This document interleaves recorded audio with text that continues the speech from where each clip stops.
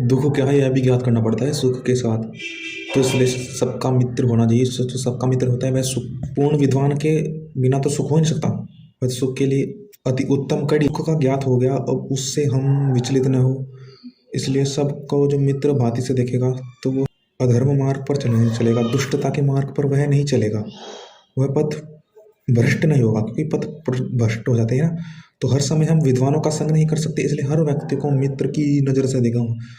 जो थोड़ा कम निकृष्ट है उस व्यक्ति को भी उसका हित की मित्र सोचिए। द्वेष जो नहीं करेगा, सबका मित्र वाला व्यक्ति सुख होता है। ईश्वर उपासना करता है, ईश्वर के गुण का प्रयास करता देखने का, वह सुखी होता है। पूर्णतः तो हम सुख विद्वानों से ही होगा, और पूर्णतः हम उनके पास रह भी नहीं सकते हर समय, उनका सानिध्य प्राप्त नहीं हो सकता। तो जब सानिध्य नहीं प्राप्त हो तो सबको मित्र माने, सबको मित्र की नज़र से देखें। हमें सुख से चलना है, दुख से चलना है। दुख से हमें ये ज्ञात करना है कि दुख क्यों है और उसकी सुख क्यों। देखो उससे जिसको अपने पर विश्वास होगा वही सबका मित्र बन पाएगा। और तब क्योंकि देखो क्यों मैं पथभ्रष्ट नहीं हूँ, अपने विश्वास है, दूसरों पर विश्वास है, उनके विश्वास पर विश्वास है। फिर वह उनकी कमी को जानता है, अपनी कमी को जानता है, अधर्म में नहीं जाता है, और वो उनसे दुख को कर्म को जान करके, अधर्म को गलत को जानकर सही के मार्ग पर चलता है। यह वेदों का संदेश है, यही वेद कहते हैं, यही आपको मानना भी चाहिए। अब हम आपको मंत्र दिखा देंगे, उस मंत्र के भावार्थ को आप पढ़ना। स्वयं से भी प्रयास करेगा, हर समय विद्वान नहीं है तो स्वयं से प्रयास करेगा कि अपने मित्र को, कि इसे मित्र कर लूँ, इसे भी मित्र बना लूँ। वहाँ पर हर एक पहलू पर वह मिसबिहेव सचेत रहेगा, हर एक पहलू पर, हर एक अवसर पर सचेत रहेगा। तो वह आलस्य नहीं करेगा, तो वह फिर सुख की ओर जा रहा होगा। वह लापरवाह नहीं है, विद्वानों से शिक्षा लेगा। अब उनको अपने ऊपर कंट्रोल कर अपने आप पर अमल करेगा, जिससे कि अपवित्र परिस्थिति में भी, विपरीत परिस्थिति में भी उनको अपने आप में परिवर्तित कर देगा। विपरीत परिस्थिति को भी विपरीत कर देगा, अपने पक्ष में कर लेगा उन व्यक्तियों के द्वारा, अन्य व्यक्तियों के द्वारा,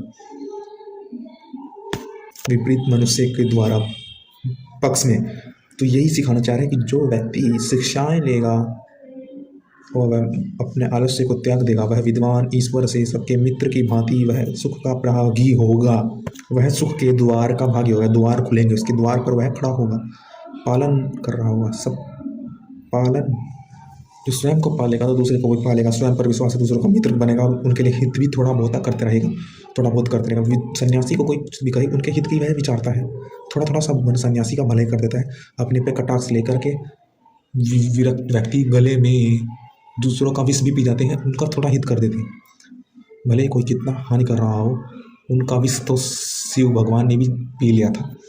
तो अपने लक्ष्य की गति, परम गति पर पहुँचते पहुँचते वह थोड़ा लोगों का, अन्य लोगों का भी हित कर देता है। वह होता है योगी, ईश्वर का उपासक, पूर्ण सुखी, इंद्र के द्वार पर पहुंचने वाला, इंद्र जैसा पराक्रमी, आलस्य को त्यागने वाला। वह उस मार्ग द्वार पर ईश्वर के हरि, उस विष्णु के द्वार पर वह जा रहा होगा, उस विष्णु के द्वार पर वह खड़ा होगा, प्राप्त अपने सुख की ओर चलता हुआ लोगों का भी हित कर देता है, विष पी जाता है हित। तो इसलिए कहा गया कि पालन करने वाला वह विष्णु के धाम में पहुंचने वाला होगा।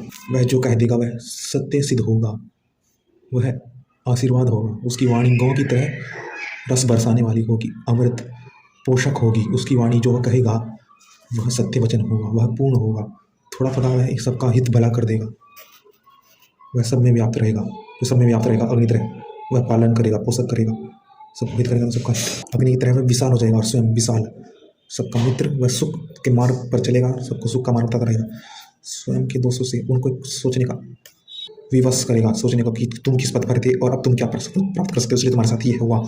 इस पद से तुम कितने आगे चढ़ सकते हो, इस पद से तुम कैसे निकल सकते हो, वो विवश करेगा, विचार करने की शक्ति सामर्थ्य देगा। वो स्वयं दुख से सुख की ओर जाएगा, विवश करेगा, वह वाणी की तरह अव्यापक अग्नि की तरह द्वारा